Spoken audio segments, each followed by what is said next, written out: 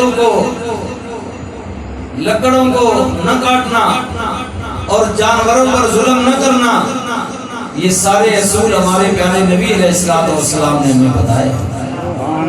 زنجیریں پہنا دی، جکڑ دیا، رسیوں کے ساتھ باندھ دیا۔ خیر یہ قافلہ جب کربلا سے چلا نا جی، تو ایک مقام پر تاریخ میں آتا ہے کہ ایک بوڑھی عورت دوڑی دوڑی اس قافلے کے پاس آئی اور کہنے لگی کہ میرا ایک جوان صاحب بیٹا بیمار ہے اور زندگی اور موت کی کشمکش میں ہے۔ قافلے والوں، تم میں کوئی حکیم طبیب سیانہ ہو، ڈاکٹر ہو، کوئی پروفیسر ہو، جاننے والا ہو بیماری کو، تو پلیز اسے دیکھیے۔ تو شمر نے کہا، یزیدی فوج کے سپہ سالاروں نے کہا کہ ہم تو کربلا سے لوٹ رہے ہیں، یہ دیکھیں سر حسین کا ہے، یزید حکومت کے باغی کا، یہ ہم نے سر کاٹا ہوا ہے، ہمارے اندر کوئی ایسا آدمی نہیں ہے۔ جب یہ بات کہی تو حضرت امام پاک زین العابدین تو اسیر تھے، باندھا ہوا تھا، تو آپ سے رہا نہ گیا اس کا دکھ درد سن کر۔ فرمانے لگے، اماں حکیم تو ہے لیکن مسئلہ یہ ہے کہ وہ باندھا ہوا ہے، اسیر ہے، ان کی قید میں ہے۔ تو مائی کہنے لگی کہ بیٹا تیرا مالک کون ہے؟ فرمایا اصل مالک تو میرا رب العالمین ہے، لیکن اب بظاہر یہ مالک بنے ہوئے ہیں، انہی کے قید میں ہیں۔ اللہ۔ تو مائی ان سے کہنے لگی کہ اپنے اس قیدی کو تھوڑی دیر کے لیے ذرا بھیجو میرے ساتھ۔ تو مائی کی ریکویسٹ پر جب حضرت امام زین العابدین چلے تو دروازے پر پہنچے تو آگے سے پیغام دیا گیا کہ اماں اس طبیب کو، حکیم کو واپس لوٹا دے، بس اللہ کا حکم یہی تھا کہ تیرا بیٹا مر گیا، فوت ہو۔ بخار اتنا تیز تھا، بیماری کا غلبہ اتنا تھا کہ جان لیوا ثابت ہوا۔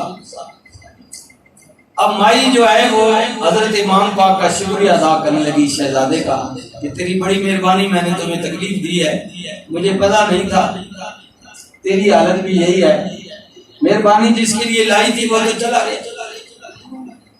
اب شہزادہ پاک نے کہا کہ اماں مجھے لے تو چلنا اندر۔ اس نے کہا بیٹا کس چیز کے لیے لے جاؤں، جس کے لیے لائی تھی وہ تو دنیا سے چلا گیا، اب کوئی مقصد نہیں ہے۔ تو بس کوئی قبولیت کا وقت تھا، حضرت امام زین العابدین نے کہا کہ اماں تو مجھے لے تو چلنا، میں وہ طبیب نہیں ہوں کہ صرف زندوں کا علاج کروں، مجھے اللہ نے یہ بھی اذن دیا ہے کہ میں مرحوموں کا بھی علاج کر سکتا ہوں۔ جی حیران ہو گئے، اچھا چلیں۔ جب اندر لے گئی نا تو یزیدی بھی ساتھ ہے۔ اب حضرت امام زین العابدین نے کہا کہ شمر دیکھ یہ زندہ ہے یا مر گیا؟ اس نے نبض پر ہاتھ رکھا، ٹٹولا، دیکھا، ہلایا جلایا، سانس نہیں آ رہی، ختم ہو گیا ہے، اس کی ڈیتھ ہو گئی ہے، یہ ڈیڈ ہو گیا ہے، فارغ ہو گیا۔ حضرت امام باغ نے فرمایا کھولی تو بھی دیکھو، اس نے بھی دیکھا، باری باری جب سب نے چیک کر لیا، تسلی ہو گئی، تو اب جس کی رگوں میں رسول اللہ کا خون دوڑ رہا تھا اس شہزادے نے اپنے مالک سے تار ملا دیا۔ جب یہ تار ملاتے ہیں نا اللہ والے، خودی کو کر بلند اتنا کہ ہر تقدیر سے پہلے خدا بندے سے خود پوچھے بتا تیری رضا کیا ہے۔ اقبال کہتا ہے مٹا دے اپنی ہستی کو اگر کچھ مرتبہ چاہیے کہ دانا خاک میں مل کر گلو گلزار ہوتا ہے۔ یہ مقام ایسے تو نہیں ملتے نا جی، اپنے آپ کو مٹانا پڑتا ہے، فنا کرنا پڑتا ہے۔ امام علی مقام امام حسین رضی اللہ تعالیٰ عنہ کے صاحبزادے نے فرمایا یزیدی اور تسلی ہو گئی، یہ مر گیا۔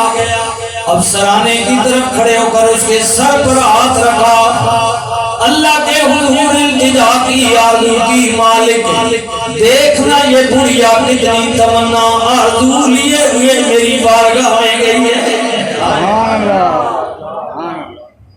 اے مالک تو قادر ہے، قدرت رکھتا ہے، الذی خلق الموت والحیات لیبلوکم ایکم احسن عملا۔ مانا کہ زندگی موت پر تو ہی قادر ہے، موت کو بھی تو نے پیدا کیا، زندگی کو بھی تو نے پیدا کیا، تو ہی قادر ہے۔ رب المشرقین ورب المغربین، مشرقین مغربین کا بھی تو ہی مالک ہے۔ قل اللہم مالک الملک، اے ملکوں کے مالک، اے مالکوں کے مالک، ونحن اقرب الیہ من حبل الورید، شارکوں سے زیادہ قریب رہنے والے اللہ اللہ اللہ، میں تیری بارگاہ میں آرزو کر رہا ہوں کیسے زندگی دے دے، مردوں کو تو ہی جلانے والا ہے، تو ہی زندہ کرنے والا ہے۔ جب امام نے دعا فرمائی وہ جوان کھڑا ہو گیا، سب دیکھتے رہ گئے۔ اب یزیدی پریشان ہو گئے، یہ کیا ہو گیا؟ انہوں نے کہا حسین کے بیٹے اگر تو اتنا قابل ہوتا، اب کرامتیں دکھا رہا ہے، ہم نے تیرے بابا کو مارا، تیرے بھائیوں کو مارا، تیرے جناب رشتہ داروں کو مارا، زندہ کر لیتا۔ فرمایا افسوس تیری سوچ پر، ارے وہ پہلے ہی زندہ ہے، میں زندوں کو کیسے زندہ کروں؟ پہلے ہی زندہ میں ہمیں کیسے زندہ کریں، بلکہ انہیں تو زندگی ہم سے بھی بہتر ملی ہے۔ کیا تو نے اللہ کا قرآن نہیں پڑھا؟ بسم اللہ، اللہ کا قرآن کہتے وَلَا تَقُولُوا لِمَن يُقْتَلُ فِي سَبِيلِ اللَّهِ أَمْوَاتٌ بَلْ أَحْيَاءٌ وَلَٰكِن لَّا تَشْعُرُونَ۔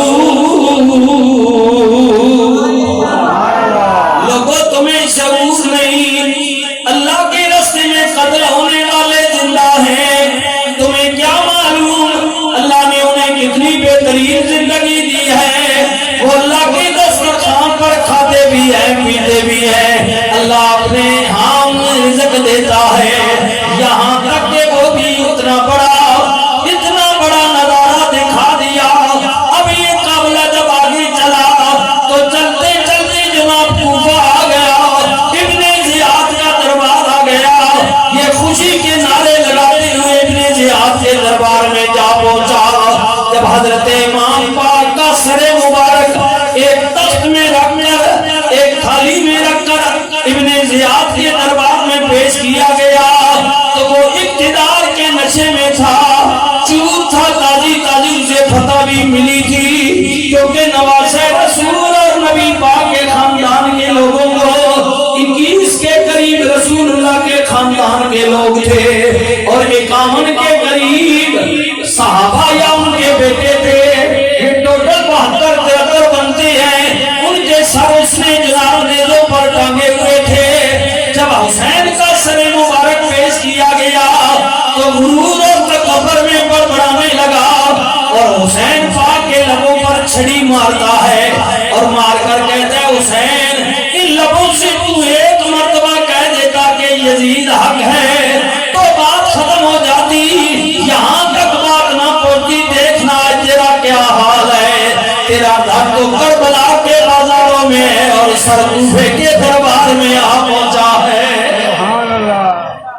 یہ حالت ہے، یہ حالت نہ ہوتی، ایسا نہ ہوتا۔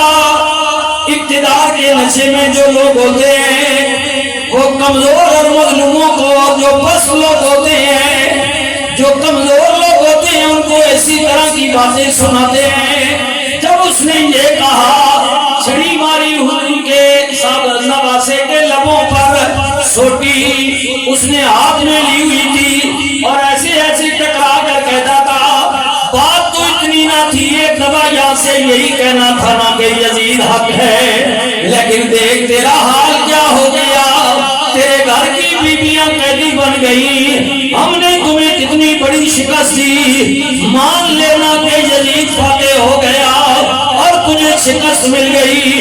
اتنی باتیں جب کہنے لگا تو جب بادشاہ ہوتا ہے اقتدار میں جو ہوتا ہے ہر آدمی نہیں بولتا، لیکن دربار میں سکڑا داری ہے، ایک پورا سبیت ریش کھڑا ہو گیا، اس سے برداشت نہ ہوا، وہ کہنے لگا او بےمان اپنی چھڑی کو روک لے، جو چھڑی تو ان لبوں میں مار رہا ہے میں نے اپنی آنکھوں سے کئی مرتبہ رسول اللہ کو دیکھا ہے،